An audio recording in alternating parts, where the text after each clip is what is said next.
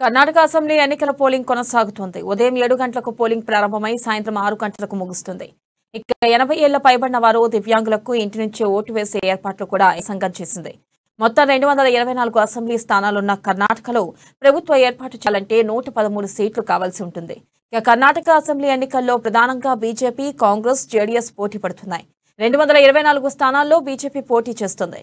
Congress party 223 స్థానాల్లో అభ్యర్థులను నిలిపింది. ఇక ఒక స్థానంలో సర్వోదయ పార్టీ అభ్యర్థికి కాంగ్రెస్ మద్దతు ప్రకటించింది. ఎన్నికల బరిలో 918 మంది స్వతంత్రులతో కలిపి 2613 మంది అభ్యర్థులు ఉన్నారు. ఇక పోలింగ్ కోసం ఎన్నికల సంఘం అన్ని ఏర్పాట్లు చేసింది.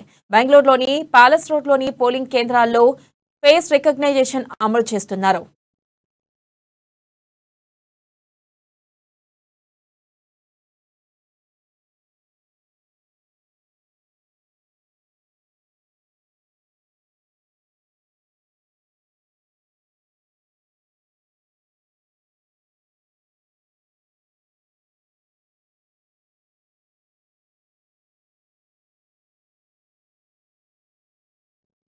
పోలింగ్ బందోబస్తు కోసం మొత్తం 84,119 మంది పోలీసులు విధులు నిర్వర్తిస్తున్నారు. ఎక్కడా ఎలాంటి అవాంఛనీయ ఘటనలు చోటు చేసుకోకుండా పోలింగ్ ప్రశాంతంగా కొనసాగేలా బందోబస్తు ఏర్పాటు చేశారు. ఇక కర్ణాటక వ్యాప్తంగా 58,545 పోలింగ్ స్టేషన్లు ఏర్పాటు చేశారు. కర్ణాటకలో మొత్తం 5,30,85,566 మంది ఓటర్లు ఉండగా 2,66,82,156 మంది పురుషులు, 2,63,98,483 మంది మహిళా ఓటర్లు ఉన్నారు.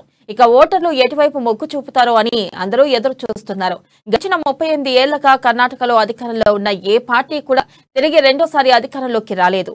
కర్ణాటకలోని మొత్తం ఓటర్లలో 17% లింగాయత్లు, 15% మంది ఒక్కలిగాలు, 35% ఓబీసీలు, 18% ఎస్సీ ఎస్టీలు, 12.92% ముస్లింలు, 3% బ్రాహ్మణులు ఉన్నారు.